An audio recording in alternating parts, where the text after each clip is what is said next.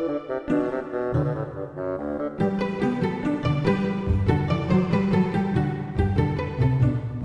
it really looks like you buy an expensive, intelligent camera and then spend all your time trying to fool it. Exactly. And how's that work? In a nutshell. In a nutshell. This is another one of those Bob Duchesne's Wild Maine episodes that's going off the beaten track this morning. It's another one of those ride-alongs. We're going out the Golden Road, up the Telos Road, and over to Chamberlain Lake, the headwaters of the Allagash, and we're doing it during mud season. And this entire show is taking place in a car, a Subaru Forester. And when I say we, I mean me and Anita Mueller. Anita and Mark Picard run Moose Prints in Millinocket. They make their entire living out of moose photography, selling prints and leading photography tours. We're actually going into the woods to look for some rare birds that I need to locate for my own tours later this summer, but we're going to chat about where the moose are and how they're doing. Ride along and listen in. It's going to be a bumpy ride and a little sloppy, but this is one radio show that cannot be confined to a safe and quiet studio. Bob Duchesne's Wild Maine is brought to you by Hammond Lumber, Napa Auto Parts, and EBS.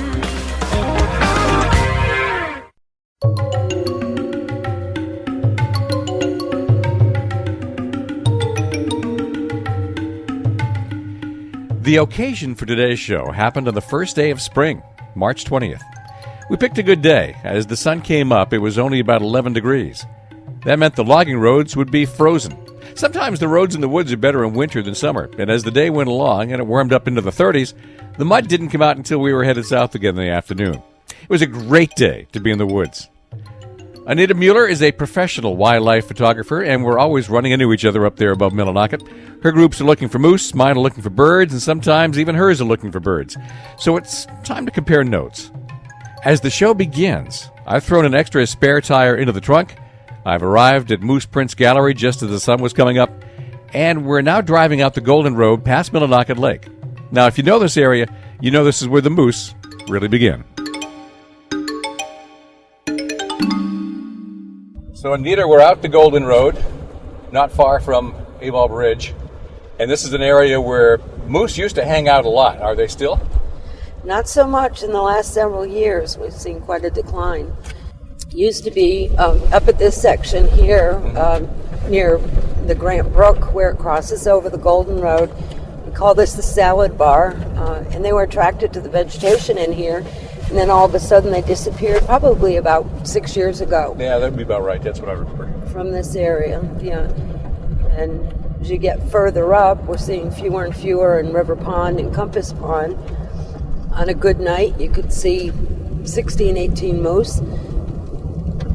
Typical June evening. And now, if you see 3 or 4, you're lucky. It's really had an impact on non-consumptive uses, the moose tours. I would think so. There's not a lot of competition for moose tours at the moment up here. You're it. Yeah. Well, we do have New England Outdoor Center. Yeah, that does it. They do a great job. And one of the things they do is they have the option of either going with a pontoon boat or a van. So that gives them a little bit more, in the way of options. A lot of times they'll sneak into Baxter and head into Sandy Stream Pond.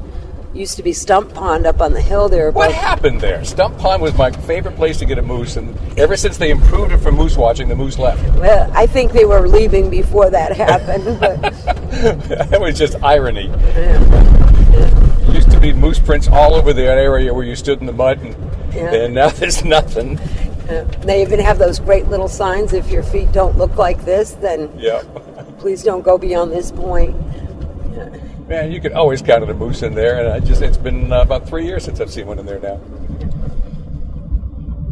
That was a typical location. It was great morning. You could start there and work your way up the Park Road and hit Tracy Pond and Kidney Pond, or take a little hike into Elbow, those sorts of areas.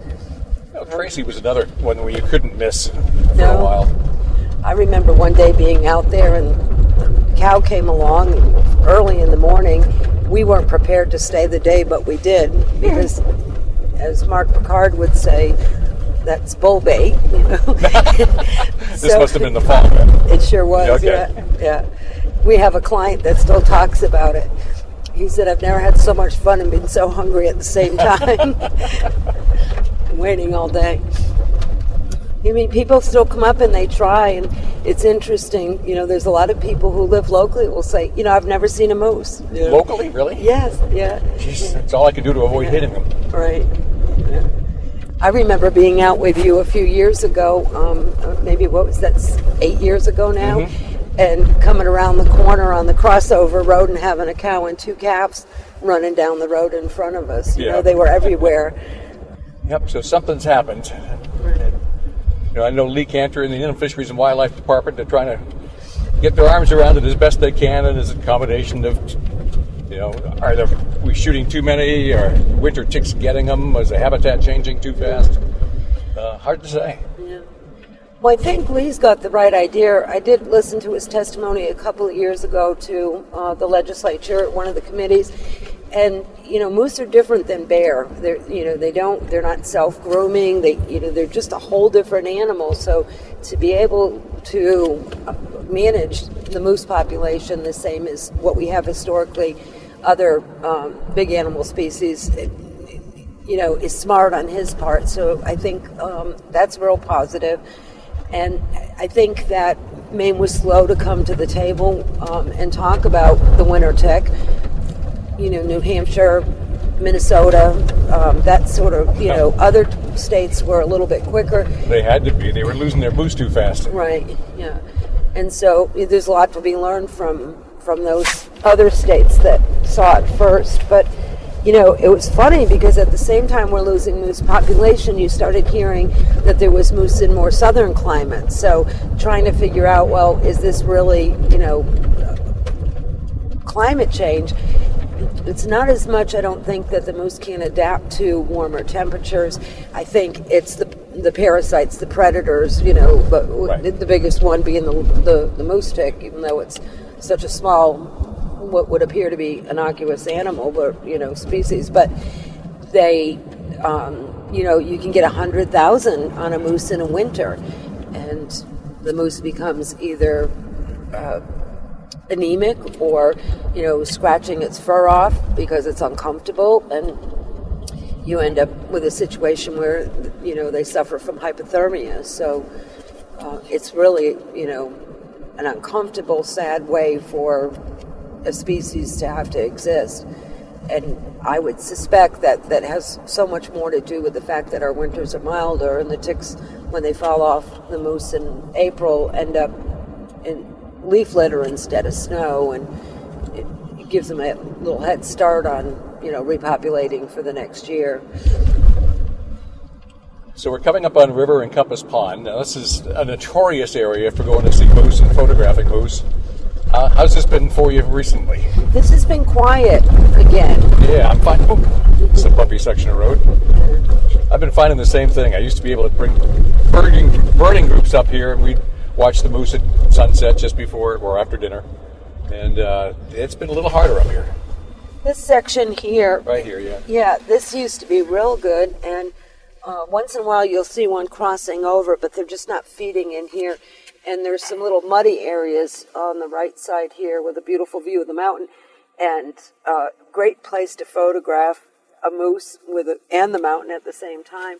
And you can tell as you go by during the day, there's not even the tracks in the mudded up area, which would have been, I think, maybe a typical Salt Lick situation. Of course, the phenomenon for moose in this spot is really just late May or through June. Then they go back in the woods.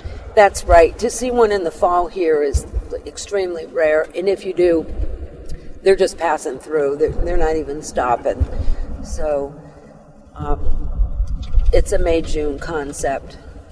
Mostly it's that nice, tender spring vegetation in the water, I guess, that draws them out, that and the black flies. Yeah, it's vegetation's high in sodium. It's tender. It's sweet.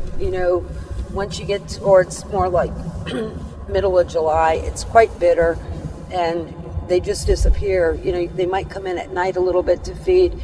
You see tracks in the morning, but they're not drawn to it the same way. Oh, we'll just stop right here because this is like the spot. It is, yeah.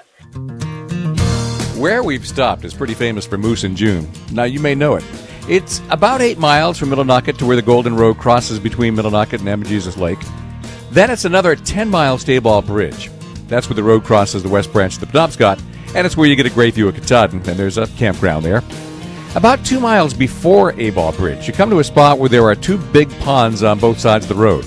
It's a moose spot, and that's where we'll pick up the action when Bob Duchesne's Wild Maine returns on Sports Radio 92.9 The Ticket. Welcome back to Bob Duchesne's Wild Maine on Sports Radio 92.9 The Ticket. Today's entire show is taking place in a Subaru Forester as we head out the Golden Road and up the Telos Road in mud season. My passenger is Anita Mueller, who along with Mark Picard runs Moose Prints in Millinocket. She's an expert wildlife photographer, and moose are their bread and butter. We've stopped between 2 ponds. So which pond on the left, which pond on the right? You have River Pond on the left and Compass to the right.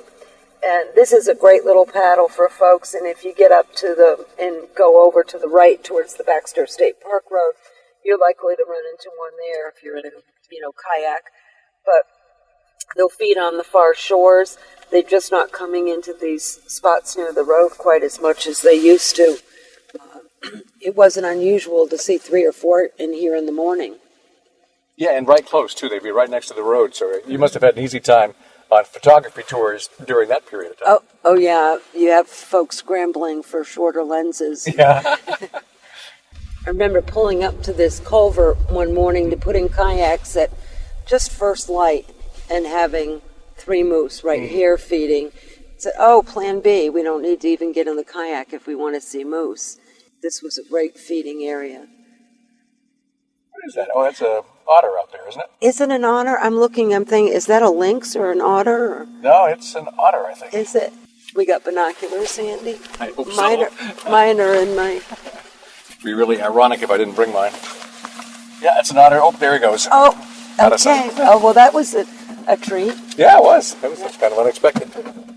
This is going to be quite nice here. They're working on the Route 11 Scenic Byway, Katahdin Woods and Waters Byway, in partnership with Katahdin Forest Management to provide some signage here and a little bit better situation for people to be able to view moose. But this historically, River Pond, with this parking area that has, we're a little south of A-Ball Bridge. Right here, yeah. Has parking for, 10 cars if need be, but this historically has been a great place to see moose in the evening. There's a little island out there. There's a moose that always gives birth out on that island. We call her Izzy, but she's getting a little older now, but we've seen that she goes out there, swims out there, and has her calf out there. Always seems like the bigger bulls are on this side, too. It's interesting, and I almost feel like they come from that far side, the river side, on the west branch. This is Deer Yard from here up to A-Ball Bridge, the next mile. You see the tracks coming down the hills once we get up around the corner here. Never think of deer and moose mixing that much, but this would be an area where they really overlap a lot. I think so, yeah. It's a regular bear that lives back on that road. We see her with her offspring foraging in a low swampy area, and you're kind of, looking down at her, so it's not really a great photo opportunity, but it's really great to see that when you see her coming across the swamp, how the cubs, they get a little further behind and she starts calling them and they catch back up. And quite a treat. But we've been watching her for 4 or 5 years now. So starting through here, and it doesn't look like deer yard habitat, but starting through here, there's quite a bit of evidence of them coming down the hills and crossing. And it seems that they're coming down and crossing over to the river on Nature Conservancy land there, which would be kind of get you over towards Herd Pond Road, just above A-Ball Bridge, make that cut. With such a mild winter, I wonder if they've herded up quite as close together as they usually do here. There's just not that much snow in the woods. Yeah, here we are, first day of spring, and typically we would have several feet of snow out here, but the snow is just barely hanging on, a little bit in the woods, maybe 3 inches, and that's about it. Coming up on A-Ball Bridge, and the mountain is imposing this morning. This is another area that you could always count on moose. Really? This area here? Mm-hmm. No, I never saw them here. We had we name them, and it's as much as anything so we know who we're talking about. Yes. And the minute you say the moose's name, then you kind of know, like you dial in your mind to a particular area. So this was Gordon's territory. He was the dominant bull in this area for years. He lived till only about 11. Mark Picard had photographed him for 8 years.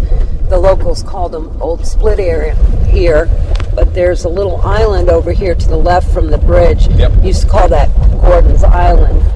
And he came out of that really bad winter we had about 6 years ago now, quite sick and lost about 300 pounds, we figured. So we had Gordon up here, and he had quite a few offspring. And for folks who are looking for moose, listening to your show, you take a left here, just above A-Ball Bridge. There's a great little pond on the right, not an eighth of a mile in, and that's been a regular spot for moose in the evening. And this is all the area that's now Nature Conservancy land? Yes, yeah. Oh, look ahead. This is what I'm looking for today. Birds in the road. Oh, I see. I'm expecting finches out, and I'm expecting purples, crossbills. These look like they're probably purples. Purple finches. Male and a female. Male and a female purple finch. Now, wait a second. No, they're not purple. They're not. They're red crossbills. Yeah. Now, that looks different. That looks like a snow bunting. Is that? Yeah, small flock or something. I have a neighbor whose feeder is getting empty 3 times a day. I think those are mostly, if not all, red crossbills. Do we get one over the other in higher proportions in the winter, Bob? Yeah, white-winged crossbills are more common in Maine, except this winter seems to have been a much better red year. Did they predict a low cone crop up there this year? Or was this predicted to be a good year for? No, it's more a matter of we had a lot of crossbills for a lot of years, and they just ate everything and disappeared for about 3 or 4 when they ran out of food. But the cone crop has really bounced back in the last year, and I was kind of expecting they would move back in, and turns out they are. So I think we'll probably have them a good part of summer, and some of these guys are probably going to nest right away. Oh, that would be neat. Yeah, I think we'll have a good finch year, finally. It's been quiet the last 3. Obviously, before we started hunting them rather heavily, moose were much less shy than they are now. Nowadays, it's really hard to get up on a moose without him taking off on you. That must make your business a little more difficult. I think a lot of it has to do with, if you're in Baxter, they tend to be acclimated to people a little bit better. When you're out here in the woods, not so much. But I also think that they have personalities. Some are just much more tolerant than others. Yeah, we shoot those. Yeah. That Gordon that used to live by A-Ball Bridge there, you could sit down and have a conversation with him. He wouldn't talk back, but he was, he was one of those moose that enjoyed the company. When you get a moose like that, the locals know him and he has a name. Is there some reluctance to let hunters get him?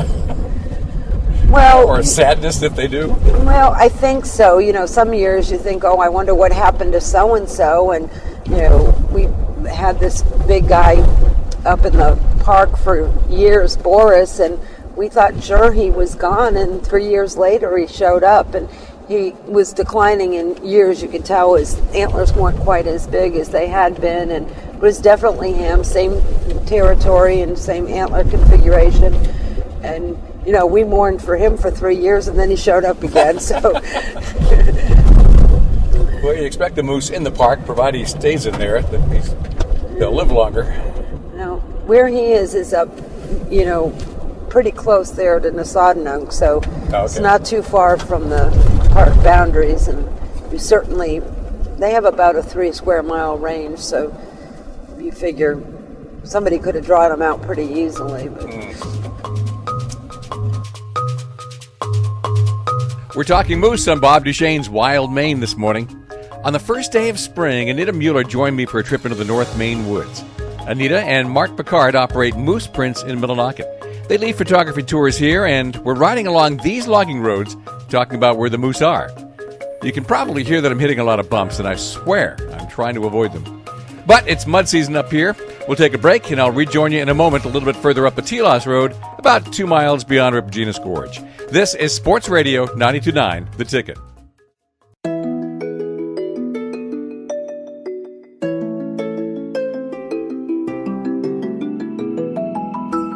This is Bob Duchesne's Wild Maine on Sports Radio 92.9, The Ticket. Saturday mornings at 9, Sunday mornings at 8. This is a show that takes place anywhere but a studio. Right now, it's taking place in a Subaru Forester on the Telos Road west of Baxter State Park. Anita Mueller and I are heading north towards Chamberlain Lake, headwaters of the Allagash. And we're talking moose. She's a wildlife photographer and makes her living knowing where the moose are. Now, when you take people out on a day of moose touring in the woods, or do you get up to the Telos Road and up to Chamberlain Lake much?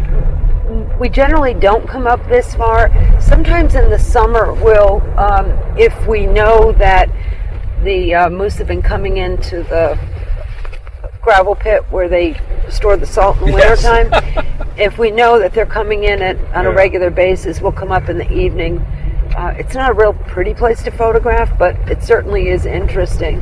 We've had as many as a dozen in there at a time, and of course that was 6-8 years ago, but even so, it seems like the one place in the Telos Road where you can almost count on them. Yeah. And they come in from all directions. That's an interesting thing. You can sit there, you got to stay in your vehicle, but you sit there and they come in from behind and down the hill and across. I don't know what that stream is that runs right above that gravel pit, but that looks like a great place to paddle. A lot of wetland back there. So we generally don't come up this far. Our trips are a 4-day trip. Oh, okay. And so unless it's a private client, you know, that's looking for moose, we generally don't come. I'll come up here with people who are really interested in birds because they don't mind the distance. But there's so much right down in a 20-mile radius of Millinocket that I've spent a lot of time on the proposed national park lands the last few years with folks. And had some really good luck over there with both birds. I've got a regular spot now for mourning warbler in there. Oh, do you? I do. Good. I'm going to want to know where that is. Yeah. We're going to have to do that in the spring. Oh, yeah. Really like that. There's a nice spot for mourning warbler on that Harvester Road right above where you've been getting the woodpeckers. Mm-hmm. You know what I don't see near enough of is just owls, great horn, barred, saw-whets. Just don't run into them like I feel like I should. Maybe it's, birders are greedy. Yeah. They're like photographers. I want them all, and I want them now. Yeah. There's a lot of barred owls up here. Not so many great horned in this area. And then saw-whets everywhere, but you'd never know it. I think it'd be hard to catch a better day than this one. No mud, the roads are firm, it's only 13 degrees, no wind. I was just going to say that you got a little bit of frost on those trees and... Yep. Nothing but blue sky, not a single cloud. So where are the moose this time of year? Well, it's hard to tell because we don't get out there, but, the theory is you fly over and you see them on the southern faces of the higher elevations. And why they'd want to be up high, I'm not quite sure, but I guess that gets you out of the bottom and the drafts settling in, but south facing higher elevations. That's one of the places we still see healthy moose. It's interesting. You can look at moose that are down in the Golden Road area in the springtime, and they have quite a bit of winter tick damage, and You go up just higher, say on that loop road that proposed national park lands, and that elevation change is just enough different that the moose look healthier at the same time of year. Their coats are, browner. They don't look like they're struggling as much to get through. Yeah, it's pretty bizarre. But your temperatures are probably significantly different, being up that little bit higher. I would think that there's probably, I don't know if it's 600-800 feet elevation change. So we're up to the gravel pit. Yeah. This is great for moose late in the evening, June time frame. Actually, they'll come in here all summer long. Once it gets hot, they'll tend to come in, after dark. Get deer in here too. Do you? Every now and then. But that's, of all the places to get moose on Telos Road, they do seem to like this gravel pit. Yeah. I don't see any tracks around at the moment though, so I guess they're not coming in now. Well, now we've got some snow. It's at least a foot deep in the woods still. Big difference coming up that hill, huh? I'll say. Yeah. All of a sudden the woods have completely changed. Lots of snow. The road is snow covered and icy. Still churned up where the mud was. So right about now, the moose are in the woods just eating little twigs and trying to hold on to the weight mass that they do have and body mass. Not a lot of nutrition in the... So you got to eat a lot of it. Yeah. I think that's why you see them come into the ponds in such numbers in the spring. They'll work their way in eating vegetation that's, fresh sprouts. And they get into the ponds. They'll eat 50 pounds of vegetation in a day. It's amazing. So Telos Chamberlain Lake area, you don't get up here with clients all that much unless it's a private hire and people want to see something different. For the photography workshops, everybody has a little different goal, but the standard is they want to get that picture of the moose full frame in their camera for their wall. And do they have to have antlers in order to make the client happy? Well, that doesn't seem to matter to folks. Good. Cows are moose too, I guess, but they love seeing the babies. They love seeing the calves at 3 weeks old in June, and when they're still that cinnamon color. And to get a quality picture of a moose, that it takes a lot. It's the light's got to be right, the pose, got to be coming from the right direction. It's not quite the same as hunting them, although you use a lot of the same skills to find them. You get a moose mama with calves in Baxter State Park, and the moose doesn't really pay much attention to you, but because they're fairly used to people there. But what about an area where they're not used to people and they view you as a threat? Well, I've experienced that firsthand, and it really a lot has to do with how remote the area is and whether they've ever seen people, because I've had cow moose charge me, chase me down on my kayak, essentially, But, I was getting out on a beaver lodge, and I didn't know she was there bedded down, and she didn't know I was there, and, we scared the both of us. So I got back in the kayak and started paddling away, and she was following me.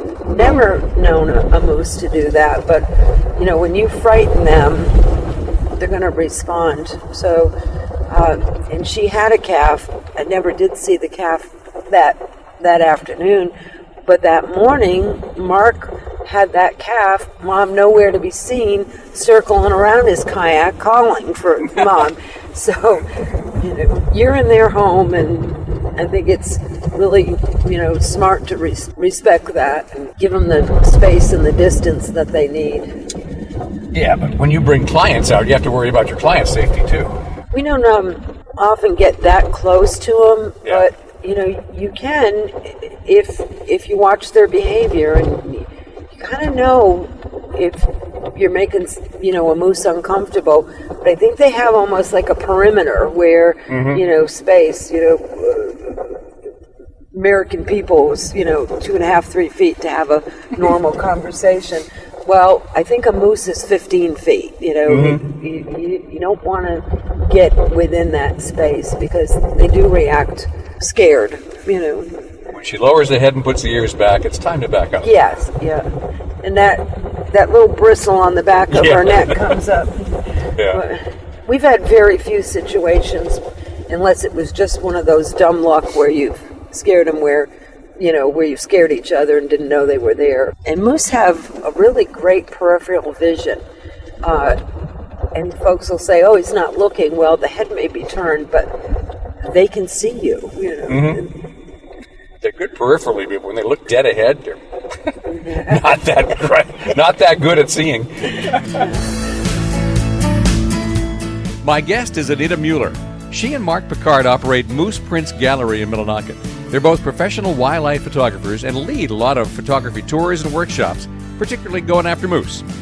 Coming up, I've got a couple of penetrating questions. Number one, in this day and age, who moves to Millinocket to start a business? Number two, I'm not going to waste this chance to get some detailed advice about cameras. Digital photography has come a long way. It's better, it's cheaper, and a lot of people are getting into it. So what's the biggest mistake they're making? This whole episode of Bob Duchesne's Wild Maine is coming to you from inside a car as we're driving the logging roads above Millinocket, west of Baxter, on Sports Radio 92.9, The Ticket.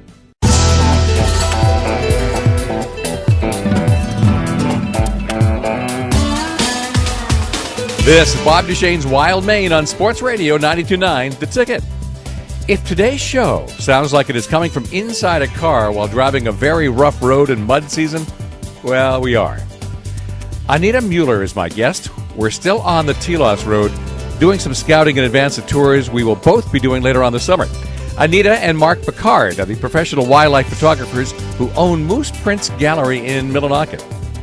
By this point of the show, we've been up to Chamberlain Lake at the northern tip of the Telos Road. We've scouted out some of my favorite spots. We found some rare birds I was looking for. And Anita has given me plenty of tips on where to look for moose up here. Now, we're getting down to the nitty-gritty.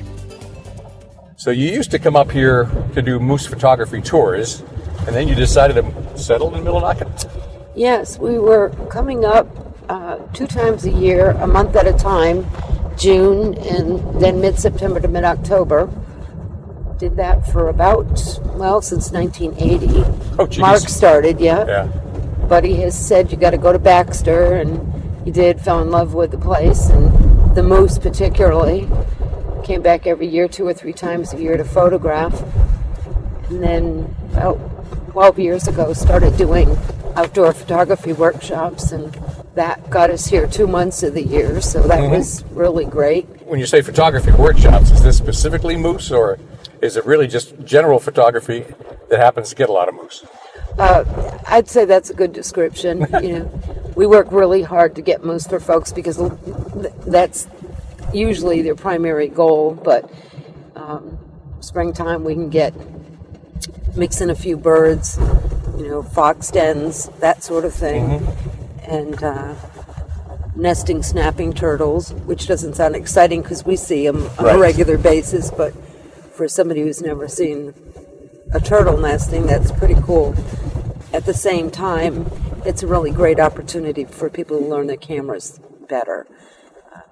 And it's one of those things, a lot of people I think are very experiential, so they can practice in the field, and now with digital cameras you can analyze the image right on the back of the camera and see what you got wrong, look at the histogram, and check the focus and that sort of thing. We've had folks that have been really inexperienced that take the camera right out of the box, got it for Christmas as a gift and never opened it, to people who bring tens and tens and tens of thousands of dollars worth of equipment with them. How many people decide they're going to get into photography and go out and buy a 600 lens? Few, I think. The 600 lenses now are costing about $12,000. So it's not something that a lot of folks just jump into. Yeah, that's when you know you have too much money, is you go out and buy a $12,000 lens when you don't know what you're doing. Yeah. All the equipment is expensive, and there's no one better than another. The old Ford Chevy concept, Nikon, Canon. Yeah. So really, you think there's no no difference between the two? Well, one year they might come out with something that's a little bit faster and a better sensor on a Canon camera, and the next year Nikon outpaces them, or there's a hole in the lens offerings for Nikon, and they come up with something, and then Canon will copy it because it was a good seller. So, they're not always equal every day, or every year, but. So, for professional photographers, when digital photography for amateurs is now getting so good, and you can do so much photoshopping and cropping, etc., is that making it more difficult for professional photographers to make a living? Well, I think it's changed. It's like any other, type business. You really have to adapt. The stock photography market where, people, would pay $300 for an image for a magazine, that market doesn't exist anymore. Yeah. They'll pay $50 or, we have folks that are still in the stock photography market, and that's what they do. But we do some of that, and then we do the workshops as a part of the business. And then the third and probably the major part of that is our storefront gallery, Moose Prints in Millinocket. Yeah. Well, arguably nobody in the East does better moose photography than Mark does. Is that true? Well, we think so. I haven't seen any better. We think so. And a lot of that is he's not only extremely talented and strong technically, but he spent a tremendous amount of time in the woods, and you can't come up with stuff like that shooting on the weekend, as a part-time hobbyist, I don't think. So I think he decided probably about 10 years ago to be professional, and so he's out almost every day. You've got these incredible photos, obviously, but some of them have to be absolute crowd favorites. And I'm thinking about the two baby moose who were looking over their shoulders back at the camera. Yes, buddies. We call that buddies, best buddies. Yeah, that's a wonderful image, and that's so unusual to be able to get something like that. And people ask, how long did it take to get that shot? And literally 30 years. Right. Of going to the same place, and Mark has spent a lot of time out at Sandy Stream Pond over the years when it was really active, and the joke was that if Big Rock were an egg, it would have hatched a long time ago. So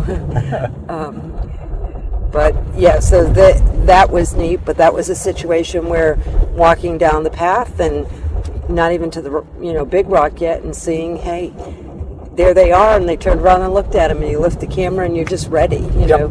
So we during our workshops we teach people what we call drive-by settings, so that they're ready no matter what they see. If there's no time to set up, that they don't miss the shot.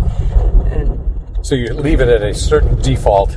It'll handle the biggest range of opportunities. Right. Okay. So no matter what, you're going to have a fast enough shutter speed. You might not have the best depth of field, but front to back, but you're going to get the shot. Yeah. And I suppose that's the next fearful question: is how much is really good photography and how much is really good photoshopping? Well, I think anybody can do Photoshop work, but nobody can take that picture for you. So we always try to tell folks, you really want to try to get it as close to right in the camera as possible, because you can't Photoshop a bad picture and have it be anything better than it was. You're starting to see a lot of this painterly effect where people are taking images and making them impressionistic type of thing. Oh, yeah. And that's kind of one of those things that's making up for a bad photo, or they'll take something that ended up being blurry and they'll make it blurrier. But I think that if you got a quality shot, you can't add a catch light in an animal's eye, a bird or a moose, and have the lighting just right. So I really think you can only Photoshop so far, that you're not going to save something or make it look better. Believe me, I've tried. Yeah, right.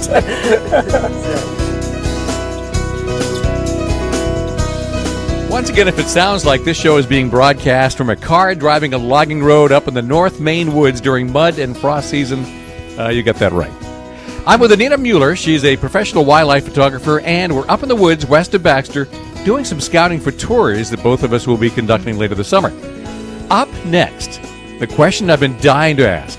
What is the number one mistake new wildlife photographers make when they first get their gear and start chasing moose? This is Bob Duchesne's Wild Maine on Sports Radio 92.9, The Ticket.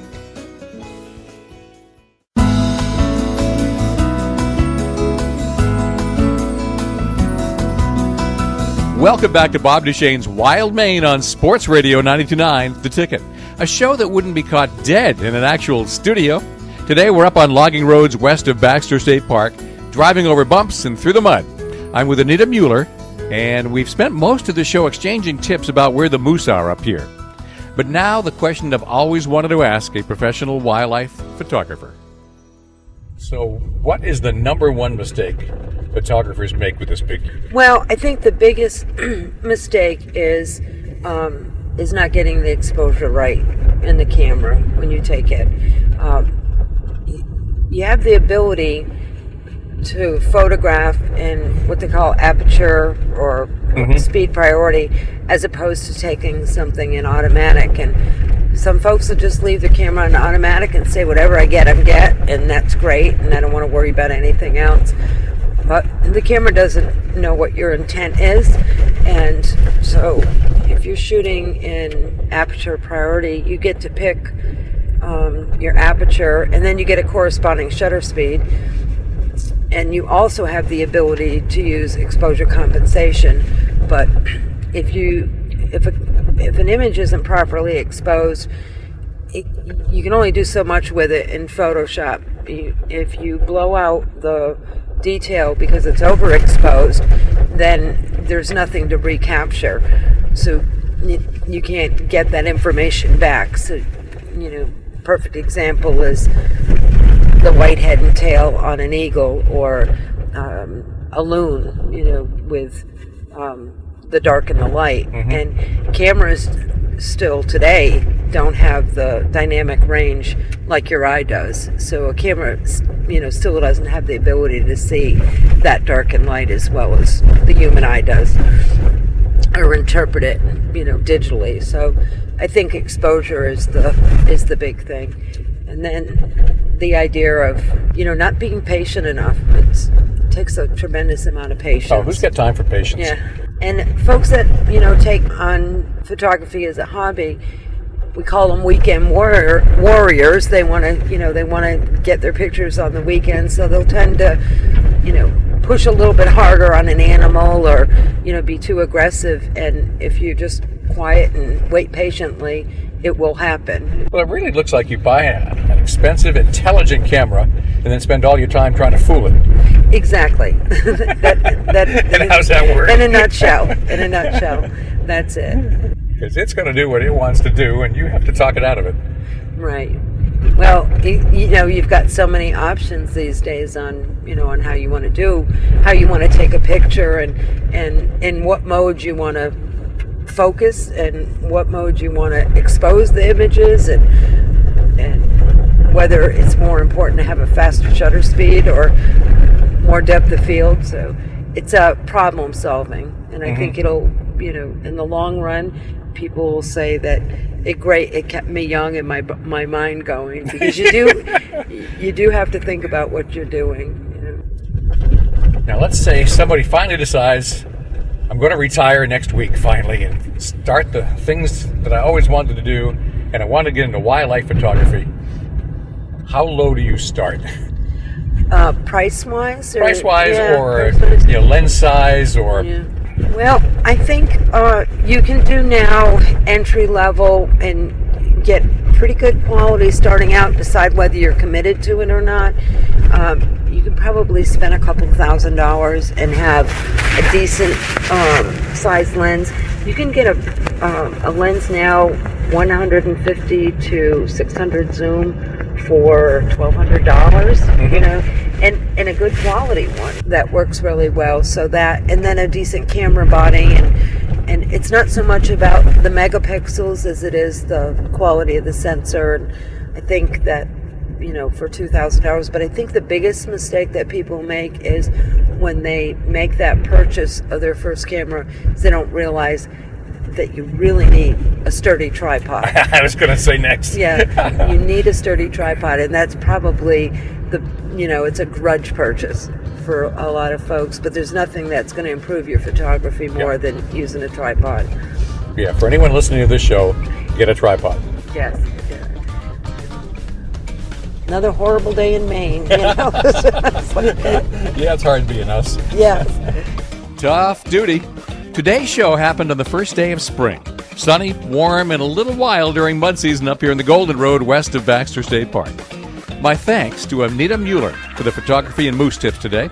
She and Mark Picard can be found right in downtown Millinocket in their gallery called Moose Prints. There's a carved moose out the front yard. And thanks for not missing this show. Remember, you can share the show with others on the web at 929theticket.com. Bob Duchesne's Wild Maine returns next Saturday morning at 9 and Sunday morning at 8. It's brought to you by Hammond Lumber, Napa Auto Parts, and EBS on Sports Radio 92.9 The Ticket.